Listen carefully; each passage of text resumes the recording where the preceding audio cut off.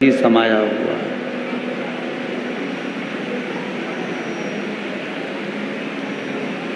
उसके विवेक से वो चला गया कि ये अमीर है कि ये गरीब है। उसके विवेक से वो निकल गया कि ये धनपति है कि रोडपति है। उसके विवेक में तो केवल एक ही श्रेष्ठता भरी हुई है कि ये परमात्मा का कोई जीव है, ईश्वर का कोई जीव,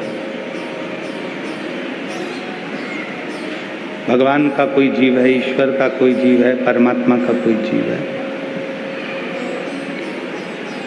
और जब हम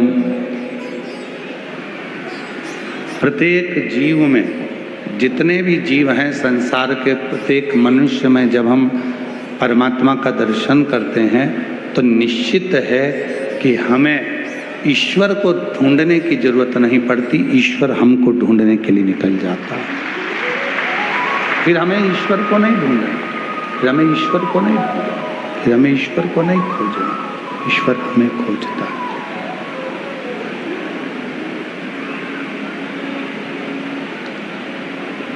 और देख लिया संसार हमने, देख लिया सब मतलब के यार हमने, देख लिया झूठे नाते झूठे रिश्ते, झूठे नाते झूठे रिश्ते, झूठा है संसार हमने देख लिया सब मतलब के यार हमने देख लिया, देख लिया संसार हमने देख लिया, देख लिया संसार हमने देख लिया। शिव आराधना करती है, शिव साधना करती है, भगवान शंकर की अविरल भक्ति करती है, शिव का भजन करता है, शिव का स्मरण करता है। ब्रह्मा जी भी भगवान शिव को समझ नहीं पाए थे, ब्रह्मदेव भी भगवान शंकर को समझ नहीं पाए।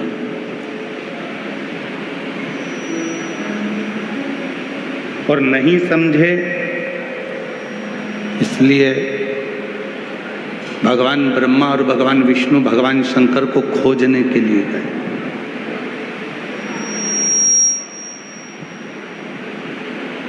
दोनों खोजने के लिए गए।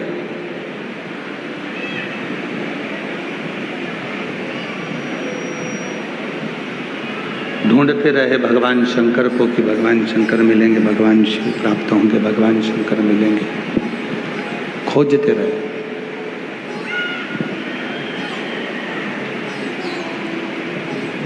पर बिना शिव की कृपा के संसार में कोई नहीं जन्मा जो शिव को समझ पाए। स्वयं 33 कोटि देवता भी, स्वयं 33 कोटि देवता भी भगवान शंकर को समझ नहीं सकते जब तक भगवान शिव कृपा ना करे, भगवान शंकर जब तक करुणा ना करे। प्रेशर नहीं आ रहा है, प्रेशर खोलो सारा। जब तक भगवान शिव कृपा न करें तब तक 33 कोटि देवता भी समझ नहीं सकते भगवान शिव।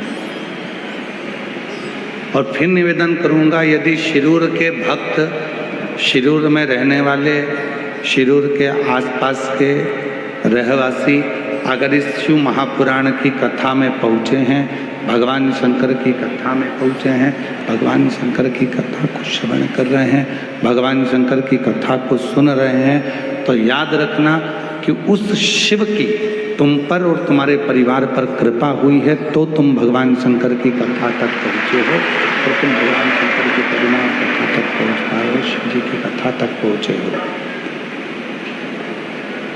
भगवान शंकर की कथा तक पहुँचे। अगर वो कृपा नहीं करता तो तुम यीशु महापुराण की कथा में भी नहीं पहुँचते, भगवान शंकर की कथा में भी नहीं पहुँचते। तेरी कृपा बिना ना हिले एक भी अणु लेते हैं श्वास तेरी कृपा से तनु। उसकी कृपा हुई तब आप कथा में जाकर बैठे, उसकी कृपा हुई तब आप भगवान शंकर की कथा का तत्व ग्रहण कर रहे हैं। उसकी कृपा हुई तो ब्रह्मदेव और भगवान विष्णु दोनों शिव को खोजने का प्रयास कर रहे हैं, दोनों खोज। अगर वो कृपा नहीं करता, वो करुणा नहीं करता, तो भगवान ब्रह्मदेव और भगवान विष्णु भी उसको नहीं खोज पाए।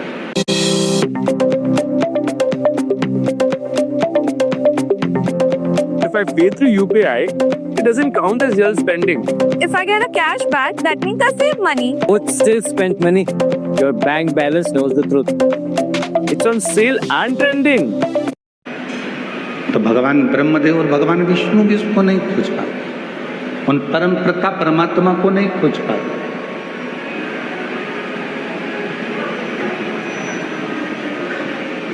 गए ब्रह्मा जी ऊपर भगवान शिव को खोजने के लिए, और भगवान नारायण पाताल में गए शिव जी को खोजने के लिए। खूब खोजा पर वो मिला नहीं।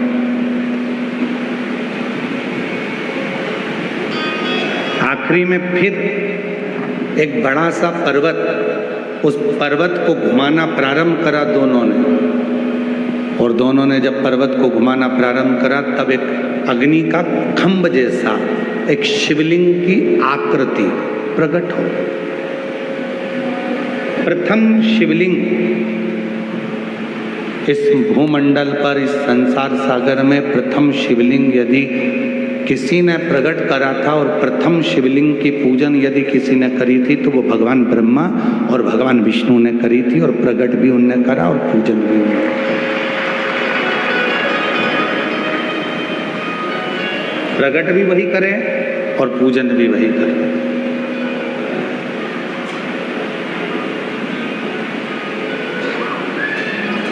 प्रथम शिवलिंग की प्रागट्यता भी भगवान ब्रह्मदेव और भगवान विष्णु करें, और पूजन भी वही कर रहे हैं। और आप सभी को स्मरण में आना चाहिए, सिरूर की धरा पर बैठकर आप कथा का तत्व ग्रहण कर रहे हैं तो आपके विवेक में एक बात रहना चाहिए। जब देवासुर संग्राम हुआ, देवता और असुरों का संग्राम प्रारंभ हुआ, और जब देवता और असुरों के संग्राम में, जब देवता और असुरों का संग्राम हुआ और उस देवता और असुरों के संग्राम में माता लक्ष्मी से भगवान विष्णु ने ढेरों संपदा मांगी, अस्त्र शस्त्र मांगे, वैभव मांगा, सब कुछ दिया माता लक्ष्मी, सब कुछ।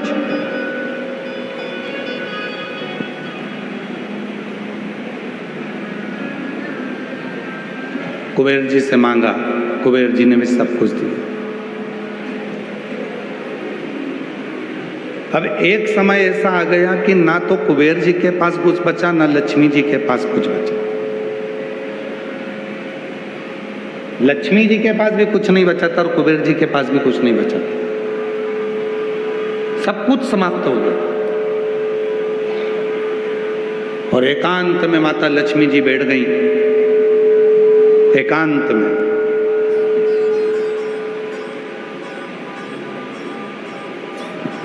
जब माता लक्ष्मी जी एकांत में जाकर बैठी, तब स्वयं भगवान नारायण ने जाकर पूछा, लक्ष्मी बात क्या? लक्ष्मी जी कहती हैं, मेरे पास देने के लिए कुछ भी नहीं, एक इकन्नी भी मेरे पास एक सिक्का भी नहीं बचा जो मैं आपको दे दूं और इस देवासुर संग्राम में वो धन लग जाए। अब मेरे पास कुछ बचा नहीं, अब मेरे पास कुछ भी नहीं। तो भगवान नारायण ने कहा कि तुम्हारे भाई कुबेर को बुलाओ, कुबेर से पूछो, उसके पास कुछ होगा तो वो दे देंगे। आज ये कथा यहाँ निकली है तो अपने स्मरण में जरूर रखें इस बात को। जब भगवान नारायण के पास नहीं रहा, जब ब्रह्मदेव के पास नहीं रहा, माता लक्ष्मी के पास नहीं रहा, कुबेर के पास नहीं रहा, सबके पास की संपदा सारी की सारी देवासुर संग्राम में समाप्त हो गई, तब सारे देवताओं ने विचार करा इस देवासुर संग्राम में केवल एक देव अधिदेव महादेव सामने नहीं है, अपन उनके पास चलते हैं। इतने में पीछे से इंद्र ने आवाज लगाकर कहा कि जब नारायण के पास में इतना वैभव वो नहीं रहा, लक्ष्मी जी के पास इतना वैभव वो नहीं रहा, भगवान कुबेर जी के पास इतना वैभव वो नहीं रहा, स्वयं देवताओं के पास इतना वैभव देवासुर संग्राम में वो भी चला गया, तो भगवान शंकर तो कैलाश पर रहते हैं, वो तो अड़भंग है, भस्म लपेटते हैं, जटाजूट बांधते हैं, गंगा मस्तक पर रखी हुई है, शरीर पर उनके भस्म चढ़ी हुई है, उनके पास तो कोई मकान भी नहीं है, घर भी नहीं है, बैकुंठ जैसा ठाट भी नहीं है, कोई संपदा भी नहीं है, तो आप सब देवता शंकर भगवान के पास क्यों जा रहे हो, वो क्या देंगे? तब इतने में भगवान नारायण ने कहा, जिसके पास बहुत रहता है ना, वो कभी संसार में आकर नहीं कहता कि मेरे पास कितना है, एकदम साधारण रहता है, एकदम साधारण।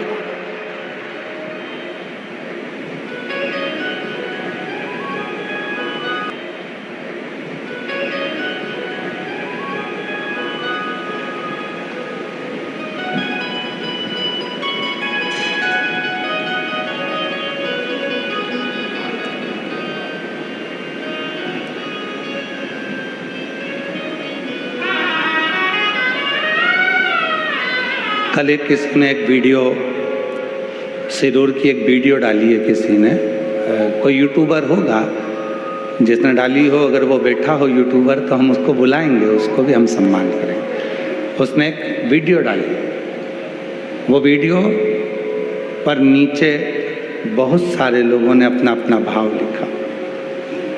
सिरूर की वीडियो है,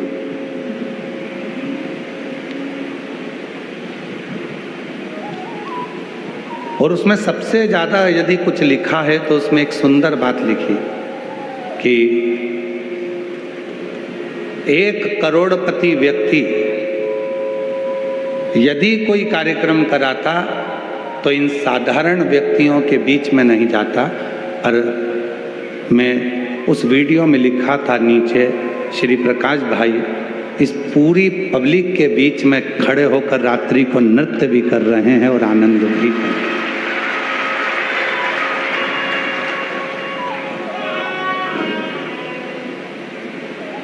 श्री प्रकाश भाई रसिकलाल जी धाड़ीवाल जी के लिए उसमें लिखा,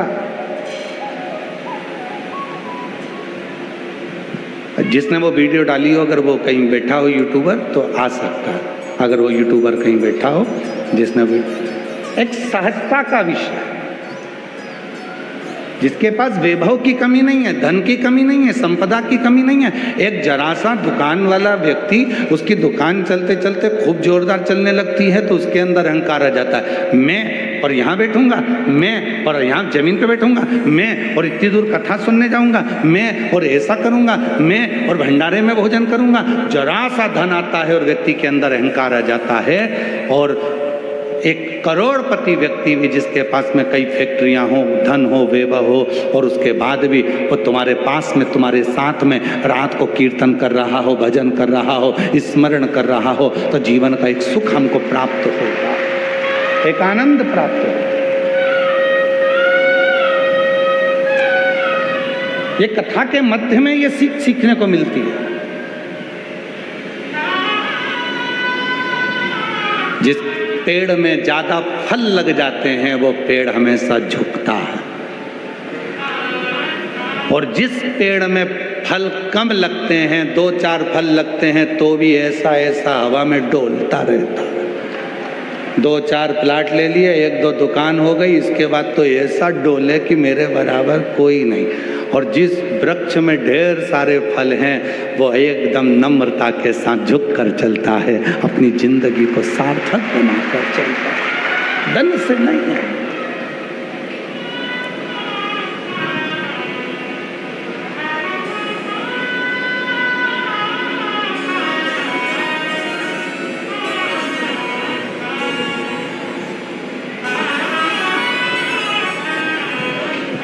कल शाम को श्री प्रकाश जी की धर्मपत्नी जी दीना भाभी जी मिलने के लिए आई। आदित्य बाबू भी आए, जमाई साहब भी आए, बेटी भी आई, एक उनके परिवार के पुत्र भी आए। बातचीत करते करते करते करते श्रीमती दीना माता जी कहती हैं, भाभी जी कहती हैं कि गुरुजी अब हम जाएं, पंडाल में बहुत सारे लोग भोजन कर रहे होंगे तो सबको खड़े होकर भोजन कराना। सुनकर आत्मा तृप्त हो, मन तृप्त हो। एक समर्पण का भाव किसको कहते हैं? तो भगवान इस संवाद को शिरूर वालों के दिमाग में होना चाहिए कि लक्ष्मी के पास भी लक्ष्मी चली गई थी, कुबेर के पास भी लक्ष्मी चली गई थी, धन संपदा किसी के पास नहीं बची। भगवान नारायण के पास भी नहीं रही, ब्रह्मा जी के पास भी नहीं रही, इंद्र के पास भी नहीं रही, गरुण वरुण सारे देवता जब देवासुर संग्राम में सब कुछ हार चुके थे, समाप्त हो गया था, युद्ध लगातार चल रहा था और वो देवासुर संग्राम में कुछ नहीं बचा, तब आखिरी में किसी ने कहा कि एक बार शिव जी के पास चलते हैं। तो इंद्र ने पीछे से कहा शिव जी के पास क्यों? उनके पास तो भस्म है, राख है, जटाजूट है और मृगछाला है, गंगा की धारा है और कुछ भी नहीं है, बेलपत्र पड़ी रहती है, वो भी सूख चुकी होगी, वो क्या देंगे अपने को? तो इतने में भगवान विष्णु कहते हैं जिसके पास बहुत होता है वो कभी दिखावा नहीं करता, वो आनंद के साथ मस्त होकर नम्रता के साथ बिना दिखावे की जिंदगी को जीना पसंद करता है।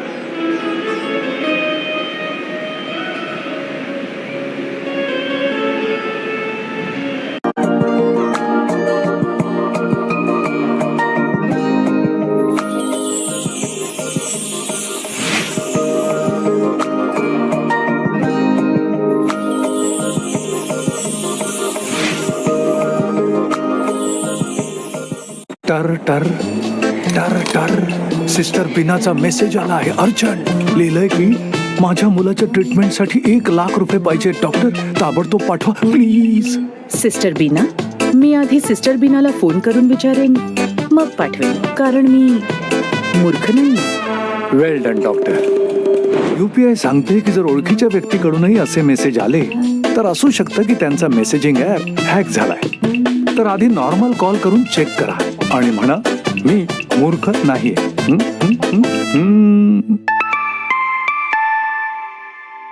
जा तुम्हीही कोणाची तरी टेस्ट घ्या.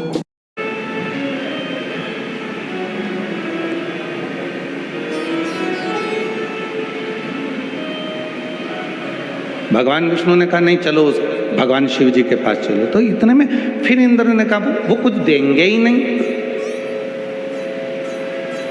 उनके पास है ही नहीं। सभी लोग कहते थे कोरोना काल में, जब कोरोना काल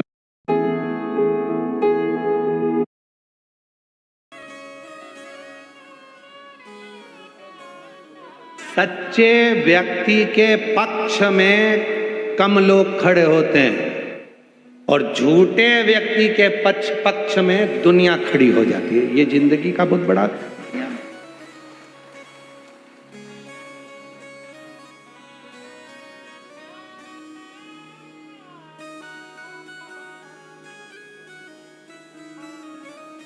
अभी रुद्राक्षोत्सव था, तो रुद्राक्षोत्सव का तीसरा दिन एक सोलापुर की एक बेटी आई और उसके माँ बाप भी उसके साथ में थे। तो उन्होंने पूछा गुरुजी मेरी बेटी का अदालत में केस चल रहा है। हमने पूछा काय का चल रहा है? तो कहा तलाक का।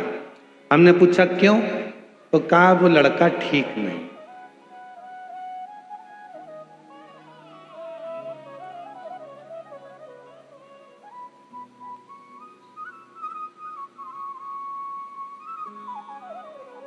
क्या गलती है उसमें? तो कहा वो अपने मम्मी पापा की सुनता है और इसकी बिल्कुल नहीं सुनता। हमने कहा ठीक। और नौकरी करता है कि नहीं करता? करता है। अच्छा बेटा तुम नौकरी करती हो? हाँ। कौन से जगह का? इस बैंक में मैं करती हूँ। मैंने कहा ठीक। अब हमने उस बेटी के मम्मी पापा से कहा 2 मिनट के लिए बाहर बैठो, भाई से कहा तू इसके पास बैठ, और हमने उससे कहा बेटा एक बात बता कि अच्छा लड़का मिला, ठीक है, आज वो अपने माँ बाप की सुन रहा है। जिस दिन तेरे घर में बच्चा होगा और तेरा बच्चा बड़ा होगा, जब तेरे पिताजी के संस्कार उस बच्चे के पिता के संस्कार उसमें आएंगे, तो एक दिन ऐसा आएगा कि वो तुम्हारा बेटा भी तुम दोनों की सुनेगा। तब तुम्हें मालूम पड़ेगा कि जीवन में माता पिता की सुनना किसको। इतनी सी बात के लिए कि वो मम्मी उसको भड़का देती है, पापा उसको भड़का देते हैं, भाई बहन भड़का देती है, कोई उसको भड़का देता है। याद रखना, आज के जमाने में कोई किसी को भड़काता नहीं है। आज का जमाना इतना विचित्र है कि सब पढ़े लिखे हैं, सब एजुकेटेड हैं, सब विद्यावान हैं, सबके अंदर ऐसा कोई संसार का बच्चा नहीं है जो पढ़ा लिखा नहीं है। आज के बच्चे को पढ़ने के लिए कोचिंग भेजना पड़ता है, आज के बच्चे को सीए बनना है तो कोचिंग भेजना पड़ता है, आज के बच्चे को यदि कोई अच्छी पढ़ाई कर रहा है तो कोचिंग भेजना पड़ता है। पर आज के छोटे से छोटे बच्चे को मोबाइल सीखने के लिए कोचिंग नहीं भेजना पड़ता, वो तो पैदा होते से चालू हो जाता है।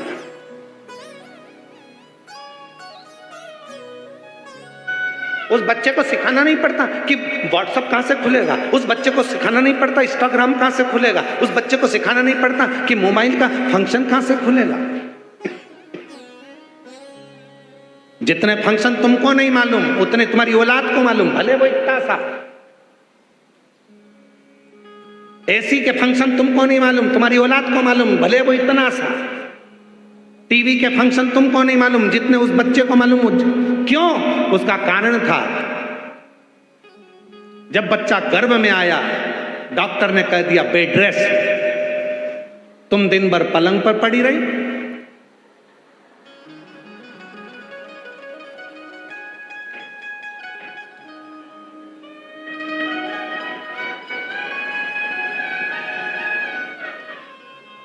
पूरे बेड रेस्ट के टाइम पर तुमने मोबाइल के एक एक फंक्शन को चलाना सीख लिया। एक एक फंक्शन तुम बाहर चला रही थी, अंदर बैठा वो चला रहा था।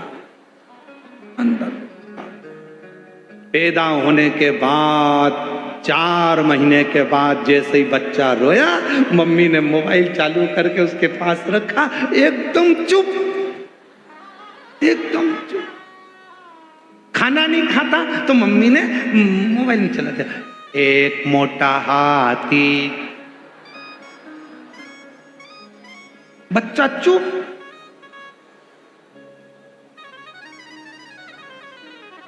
मम्मी किसी से मिलने के लिए, मेहमानों से मिलने के लिए गई, बच्चा रो रहा था, मोबाइल पकड़ा के चली गई, बच्चा चुप।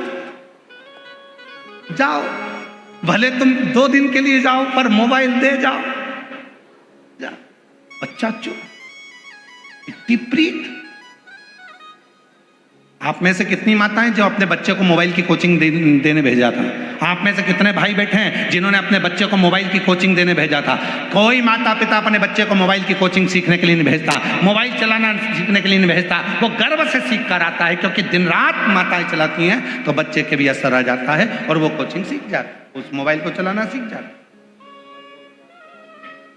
हमने उस बेटी से कहा बेटा तुम अगर तलाक लो भी लोगी और मालूम पड़े कोई दूसरा मिला, ऐसा लड़का मिल गया जो तुम्हारी जिंदगी को बर्बाद कर दे, पीने वाला मिल गया, व्यसन करने वाला मिल गया, बच्चों पे क्या इफेक्ट पड़ेगा? तो कहा गुरुजी अब मैं क्या करूं? तो हमने कहा घर जाना, माता पिता को समझाना और अदालत से केस वापिस लेना।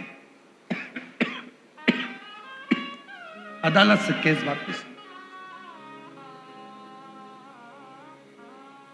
ठीक है।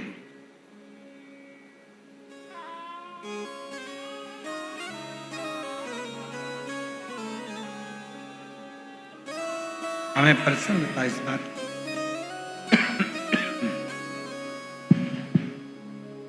हमें प्रसन्नता इस बात की है कि कल उस बेटी ने सीहोर ऑफिस में मैसेज करा कि हमने केस वापस लेने के लिए कार्रवाई चालू कर दी।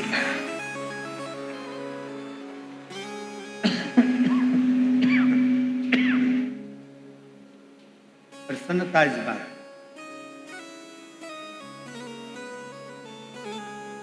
महाराज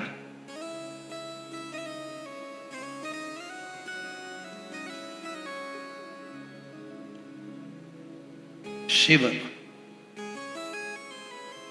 भोले हैं, शिव नर्म है, शिव के पास में दिखावा नहीं,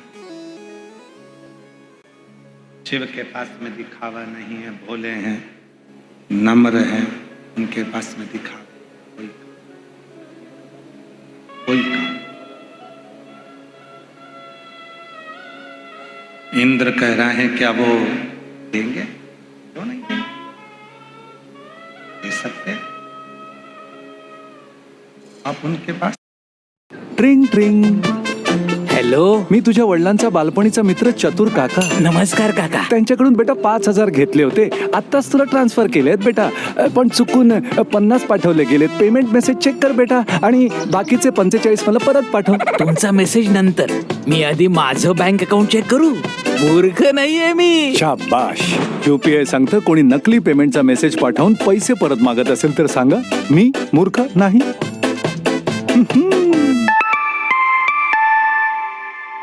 जा तुम्ही कोणाची तरी टेस्ट घ्या. I think I just found the secret to plump soft skin. This is Vaseline Cloud Soft Moisturizer and trust me, this actually feels like a cloud. देखो इसमें hyaluronic fillers और ceramide है जो मेरी स्किन को hydrated रखता है and protect करता है.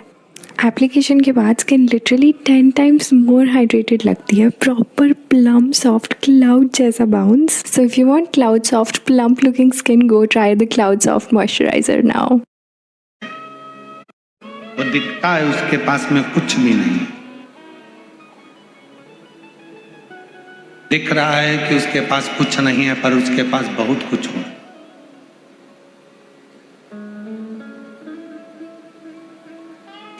एक निवेदन करना चाहेंगे आप सबसे.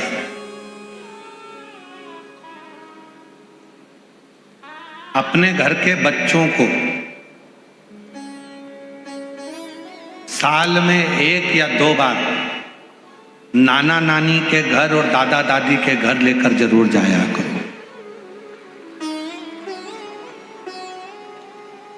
भले नाना नानी के पास देने के लिए कुछ नहीं होगा, पर उनका अपना अनुभव जरूर है. भले दादा दादी के पास में कुछ नहीं होगा, पर उनका अपना अनुभव जरूर है. अपने घर के बच्चों को लेकर नाना नानी के घर जरूर जाओ, दादा दादी के घर जरूर जाओ. क्यों? वो नाना नानी और दादा दादी के पूरी जिंदगी का जो अनुभव होता है वो अपने छोटे छोटे बच्चों को देते हैं, संस्कार प्राप्त होता है. वही संस्कार जीवन का सुख दे. वही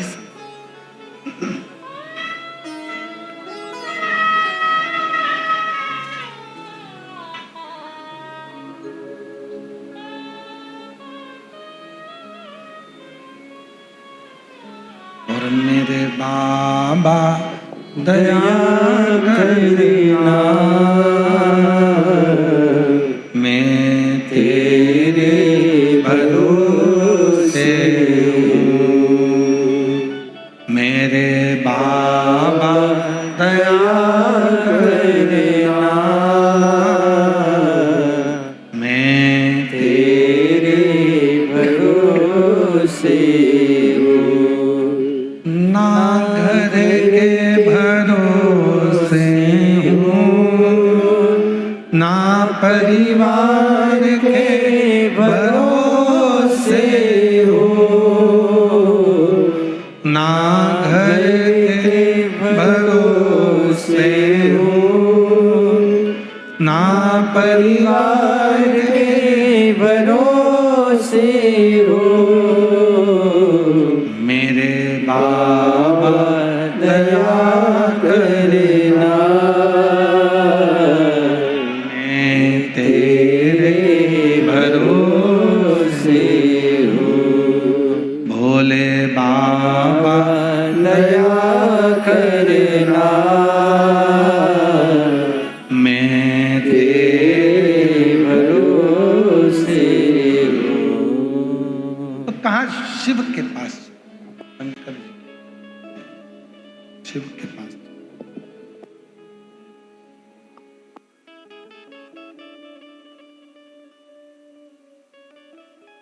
झूठ के साथ में, असत्य के साथ, कपट के साथ में, बेईमानी के साथ में ढेरों लोग एकत्रित हो जाते, पर जहां सत्य होता है,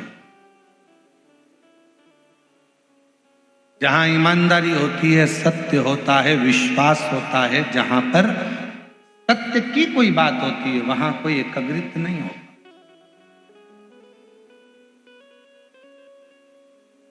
बहुत कठिन है उनको एकत्रित करना, बहुत कठिन।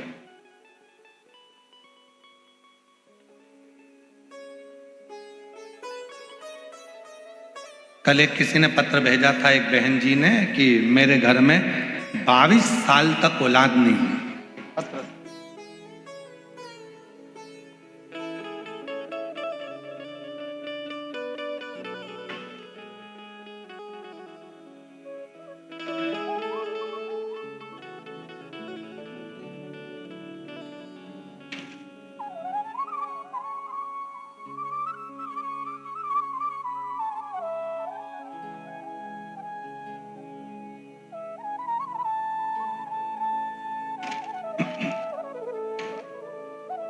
शंभु शरणे पड़ी मांगो घड़ी रे घड़ी, दुख काटो दया करी दर्शन आपो। शंभु शरण पड़ी मांगो घड़ी रे घड़ी, दुख काटो दया करीने दर्शन आपो। शंभु शरण पड़ी मांगो घड़ी रे घड़ी, दुख काटो। सुरेश रेवारी, गांव बुहाना, राजस्थान से आए हैं। कहीं बैठे हों तो हाथ हिला सकते हैं, अगर कहीं बैठे हों तो हाथ हिला सकते हैं। सुरेश रेवारी, गांव बुहाना, राजस्थान से हैं। मोबाइल नंबर मेरा ये है। गुरुदेव, मैं पूना महाराष्ट्र में सर्विस करता हूँ। मेरी धर्मपत्नी मंजू रेवारी, मोबाइल नंबर ये है। गुरुदेव, मेरी शादी को 22 साल हो गए। मेरे कोई बच्चे नहीं थे। मैंने बहुत इलाज करवाया, 3 बार IVF भी करवाया, लेकिन कोई फर्क नहीं पड़ा। फिर मैंने सब कुछ करना छोड़ दिया। फिर पूना में सांगवी में आपकी कथा 2023 साल में हम दोनों आपकी कथा पंडाल में बैठकर सुनी, और बाबा के पंडाल में बैठकर वहां की मिट्टी को मेरी पत्नी ने गर्भ से लगाया, पेट से लगाया, और बाबा की ऐसी कृपा हुई गुरुदेव, 2 महीने के बाद उसका गर्भ ठहर गया। साल 2024 को बाबा की कृपा से 22 साल के बाद में मेरे घर में लड़के ने जन्म लिया। मैं बाबा को यहाँ प्रणाम करने के लिए, मैं बाबा को यहाँ नमन करने के, खींचना पड़ रहा है, साउंड थोड़ा अंदर का प्रेशर नहीं आ रहा है, आवाज पकड़ रहा है गला बार बार। 2023 में हमने कथा सुनी थी, और बाबा की कृपा से 2024 में मेरे घर में लड़के ने जन्म। मैं बाबा को यहाँ प्रणाम करने के, कितने वर्ष के बाद हुआ है? जम के बोलो जरा। 22 साल, 22 वर्ष के बाद ये योग लगा। कहीं बैठे हो तो आ सकते हैं और बेलपत्र ले सकते हैं। 22 वर्ष के बाद योग, भरोसा किया शिव पर, विश्वास किया शिव पर। जब हम भगवान देवाधिदेव महादेव पर भरोसा करते हैं, विश्वास करते हैं,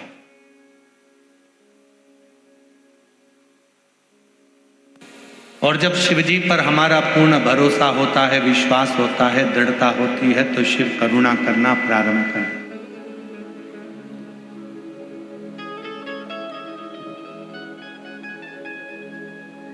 ये लाखों की संख्या में आप लोग आए हो,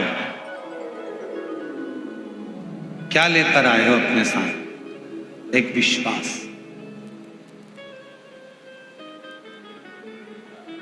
एक भरोसा,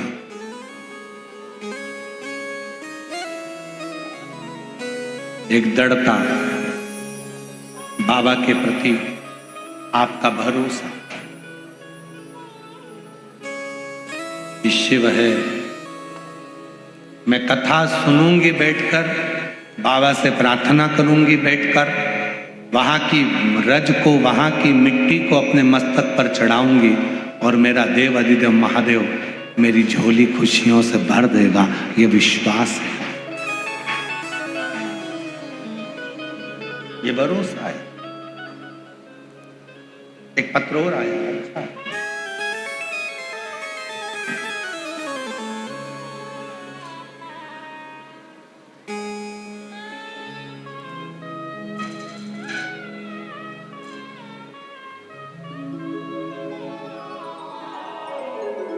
लता रामदास पाटिल, पता कोपरगांव, जिला अहिल्यानगर, मोबाइल नंबर मेरा ये है। कहीं बैठे हो तो हाथ हिला सकते हैं। लता, पत्र एलईडी पर चल रहा है, लता रामदास पाटिल, कहीं बैठे हो तो हाथ हिला सकते हैं। आप ही हैं? हाथ हिला तो दीदी एक बार, हाँ हाथ हिला तो एक बार। लता रामदास पाटिल, पता कोपरगांव, जिला अहिल्यानगर, मोबाइल नंबर मेरा ये है। मैं लता पाटिल कोपरगांव की रहवासी हूँ। मेरा बेटा 2019 से सरकारी नौकरी के लिए प्रयास कर रहा है, लेकिन सफलता नहीं मिली। मैं 2022 से टीवी पर पहली बार आपकी कथा सुनी और जैसे बताए वैसे पूजा करना शुरू किया। मेरे साथ मेरा बेटा भी मंदिर जाने लगा। मैंने और मेरे बेटे ने पशुपतिनाथ का व्रत किया। आप जैसे कहते हैं वैसा ही पूजा करती। आपको क्या दृढ़ तो शिव सुनता।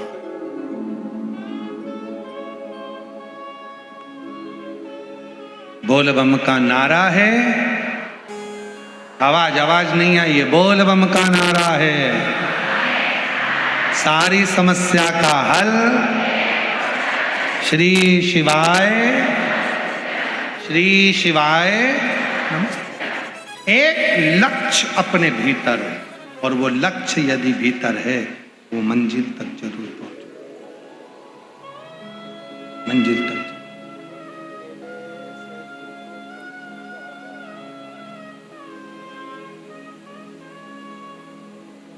शिव कथा कह रही है, भगवान शंकर का चरित्र कह रहा, शिव महापुराण की कथा कह रही है।